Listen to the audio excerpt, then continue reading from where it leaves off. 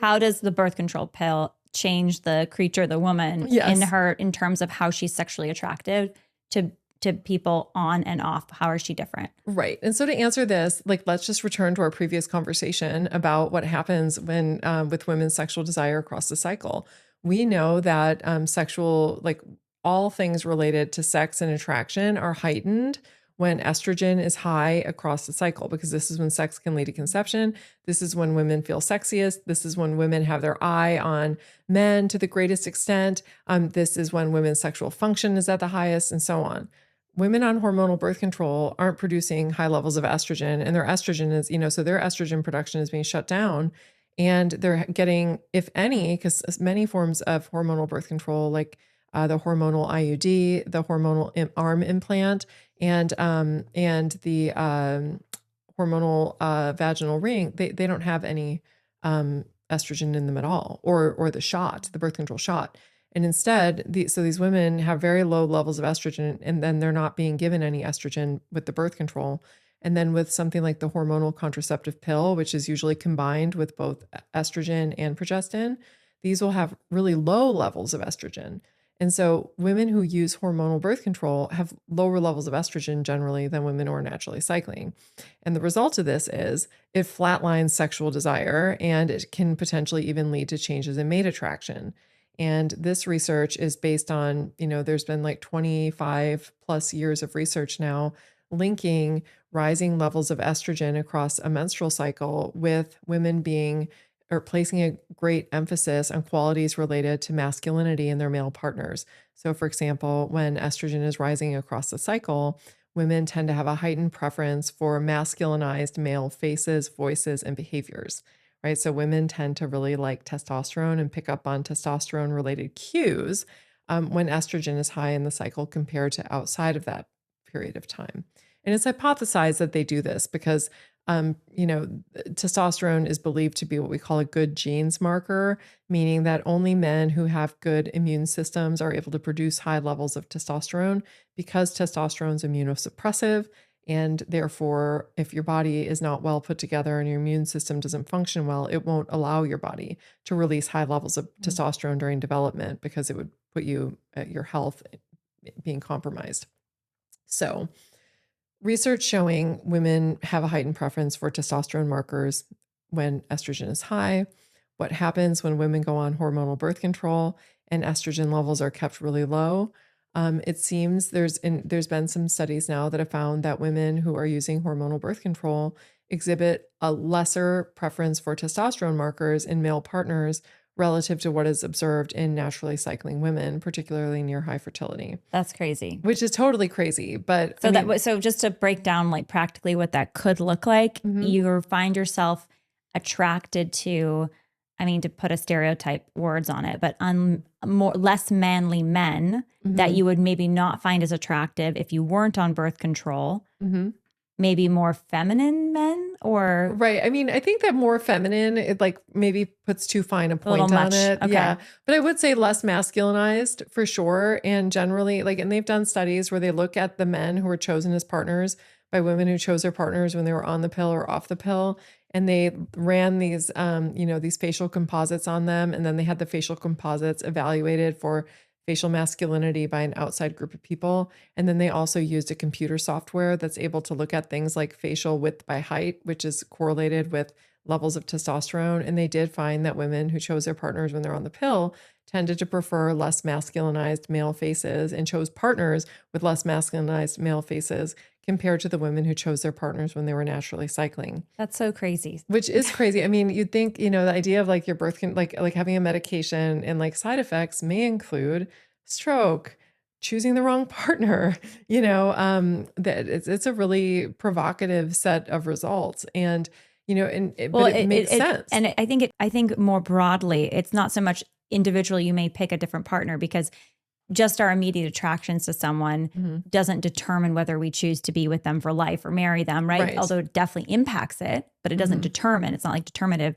But that being said, I think more broadly, masculinity, I think in our country is often, or has been in the last few decades, looked down on, like displays of the more typical masculine, like, you know, this idea of toxic masculinity. Now, of course, there's toxic masculinity. I believe there's toxic femininity. So you can make anything toxic, right? Yeah. You can break anything, but healthy masculinity that looks different from femininity. It's really the yin to the yang. Yes. I think, yeah, when if broad swaths of the population, women are on birth control pills, and they're seeing that as not necessarily an attractive thing. It's not actually a thing that's a plus for these men. It's actually a negative. Right. You're shifting societally, really, the valuing of masculinity. Right. And actually, what's more valued is a more feminine, potentially more feminine version of masculinity. Right. Look less threatening and more like me than look more different from me. Right. Yeah. Which is really fascinating, right? Because we've definitely seen a cultural swing that has overlapped with broad use of hormonal birth control pills.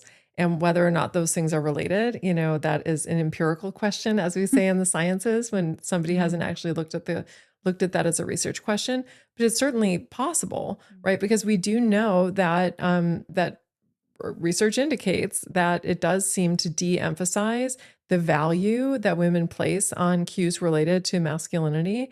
And when you have that happening and being repeated by millions of women around the world, devaluing cues related to masculinity, I mean, there's no reason to think that that wouldn't play a role in the larger cultural shift away from prioritizing cues related to masculinity. I'm honestly also curious. I don't know if this research has been done yet, but if the birth control pill can also impact a woman's not just attraction to more masculine men, but attraction to men in general.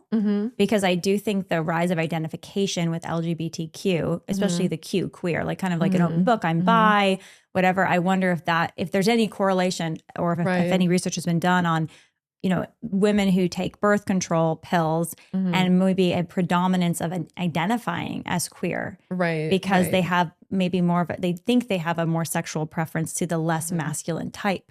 Right. Yeah. And that's so a theory. I don't know. Yeah. So there's not any research on that, which, you know, isn't surprising. It's a relatively small population, and small populations are hard to study. And we know that science doesn't always do hard things.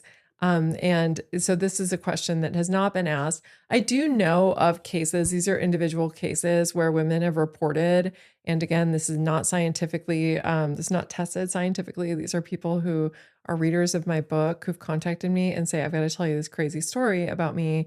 And I've heard it multiple times where women have had the experience where when they go on or off of hormonal birth control, that it has the effect of nudging them in and out of bisexuality, either from being, you know, they're obligatorily, like they thought they were a lesbian and then they're on or off the pill and now they feel like they're bisexual, and then they go off it and then they're back to feeling like a lesbian, or they're heterosexual and then they're drifting, you know, they're on or off of it and it makes them feel like they're bisexual, and then they go back on or off it and they feel like they're heterosexual. I mean, it checks out with the other study. Like it could be a logical conclusion. Someone might identify more as a bisexual and more, they have attraction towards the feminine or what they believe to be more of the feminine women, not just men when they're on the birth control pill, just even based on the study. Again, this is conjecture, but sexual attraction is such an ambiguous thing too. And so personal, but and sexual attraction lives on a continuum. And so, and we know that hormones play a role, right? And so the idea that hormonal birth control, when you have something that lives in a continuum, where you have people who are what we call obligatorily heterosexual, meaning that, you know, they really are only attracted to members of the opposite sex. Then you have people that we call like obligatory lesbians or gay men, and they're only attracted to other women or other men. These aren't the people who are having these experiences, right? It's the people who live a little bit more toward the middle, where they have, you know, some maybe inclinations to, you know, to be attracted to one or the other, and that the hormone changes initiated by the birth control pill or going off of it, right, nudges them just a little bit in the other direction. Because hormones, the way that they work is they have a nudging effect in the body. They kind of nudge you this way or nudge you that way. You know how much I love and support EveryLife.com, America's only pro-life diaper company, and also its fastest growing diaper company.